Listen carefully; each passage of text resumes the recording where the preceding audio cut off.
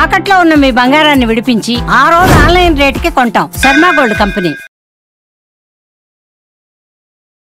అందరికీ నమస్కారం. నా పేరు మాధురి. మీరు చూస్తుంది సుమన్ టీవీ నెట్వర్క్. మనలో చాలా మందికి ఏ పని ప్రారంభించాలన్నా ఆ రోజు వారి యొక్క రాశి ఫలితాలు చూసుకుని దాని తగ్గట్టుగా కనుక మనం ప్రయత్నించి చూసామంటే అది సక్సెస్ అవుతుందని అందరూ నమ్ముతూ ఉంటారు.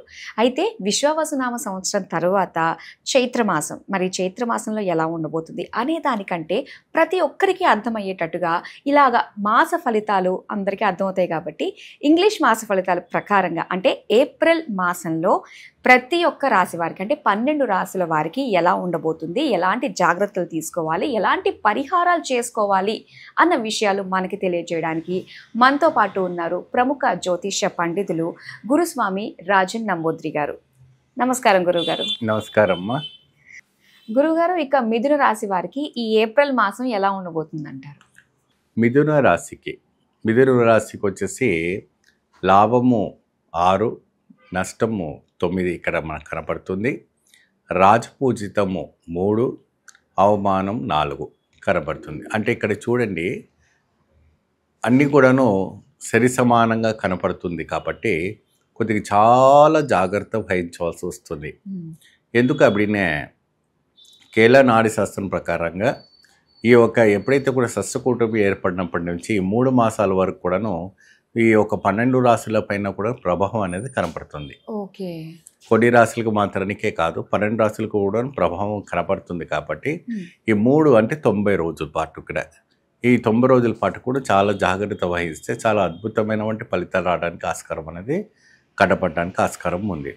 కాబట్టి వీళ్ళంతా కూడా ఏంటంటే మిథున రాశి వాళ్ళు ఎక్కువ శాతము అనేక రకమైనటువంటి కార్యక్రమాలు చేసుకునేటప్పటికీ విశేషమైనటువంటి ఒక దేవత ఆరాధన చేసుకోవాలి. ఆ విశేషమైనటువంటి దేవత ఆరాధన ఏంటి? శ్రీ కనకదుర్గాదేవి ఆరాధన. ఈ కనకదుర్గాదేవి ఆరాధన ఏంటంటే ఎందుకంటే రాహులోనే ప్రత్యేకమైనటువంటి దోషము రవిస్తుంది కాబట్టి కుంభం నుంచి రవిలో ప్రవేశిస్తుంది, అంటే మన మీనరాశిలో ప్రవేశిస్తుంది కదమ్మా. దానివల్ల ది ఎఫెక్ట్ అన్ని రాశుల పైన పడుతుంది కాబట్టి ఈ రాహుకు ప్రత్యేకమైనటువంటి 3:30 to 4:30 రావుకాలం అంటుంటారు. మీరు విని ఉంటారు, ఎప్పుడు కూడా మంగళవారం నాడు చేస్తుంటారు రావుకాలం అనేసి. ఆ రావుకాలంలో ప్రత్యేకంగా నిమ్మకాయ దీపారాధన చేసుకోవాలి. ఆ నిమ్మ దీపంలో దాంట్లో నూనె అనేది కొంతమంది ఆవు నూనె పెడతారు, కొంతమంది నువ్వుల నూనె పెడతారు, కొంతమంది ప్రత్యేకంగా విప్ప నూనె పెడతారు, కొంతమంది వేరే ఏదైనా కూడా పెడుతుంటారు. కానీ ఇక్కడ ఏంటంటే ప్రత్యేకంగా ఆవు నెయ్యి పెట్టాలి. లేదు మాకు ఆవు నెయ్యి అవైలబుల్గా లేదు அப்படிంటే మీరు ప్రత్యేకమైనటువంటి నువ్వుల నూనె పెట్టి మీరు దీపారాధన చేసుకుంటే చాలా అద్భుతమైనటువంటి ఫలితాలు రావడానికి ఆస్కారం కనపడుతుంది. ఎప్పుడైనా కూడా ఏ ఆలయంలో అయినా మీరు నేలపైన పెట్టేటప్పటికి కింద ఆకు మాత్రాన ఉండాలి. ఆకు అంటే అరటాకు కావచ్చు, లేదంటే ఇస్తరాకు కావచ్చు, ఏదైనా ఆకు కావచ్చు, ఆకు పైన పెట్టాలి. దాని కింద మీరు ఏం చేస్తారంటే చాక్పీస్తో ముగ్గు వేయకూడదు. మీరు పసుపు పొడి, బియ్యం పొడి ఉంటుంది, చక్కగా అవి 2 కూడా కలుపుకొని ఎప్పుడైతే కూడా పసుపు ఈ బియ్యం పొడి మిశ్రమాన్ని కలుపుకున్న తర్వాత చాలా అందంగా మారిపోతుంది. అది మంగళప్రదంగా మారిపోతుంది. అమ్మవారికి ఇష్టమైనటువంటి పదార్థం. ఆ పదార్థం ద్వారా మీరు ఏం చేస్తారంటే దాని స్టార్ ముగ్గు, శ్రీచక్రం ముగ్గు ఆకృతితో వేసి అప్పుడు చక్కగా మీరు ఏం చేస్తారంటే ఆకు దానిపైన వేయండి. వేసిన తర్వాత దానిపైన దీపం పెట్టండి. అప్పుడే అద్భుతమైన ఫలితం. గురుగారు ఏంటి మరి కొంతమంది అడుగుతారు, 1 వారమే చేయాలా లేకపోతే ఈ 6 వారాలు చేయాలనేసి అడుగుతుంటారు. 6 వారాలు చేయాలి. అంటే ఇప్పుడు ఆడవాళ్ళకి అప్పుడప్పుడు గడవదు కదండి, మరి అలాంటప్పుడు కంటిన్యూ చేయాలంటారా లేదంటే మళ్ళీ మొదటి నుంచి స్టార్ట్ చేయాలంట? ఎప్పుడైతే కూడాను ఆడవాళ్ళకి బ్రేక్స్ వచ్చిన తర్వాత అది కంటిన్యూ అవుతుంది తప్ప స్టార్టింగ్ నుంచి అవ్వదండి. ఒకవేళ వాళ్ళకి లేదంటే పురుషులు కూడా చేయవచ్చు దీపం.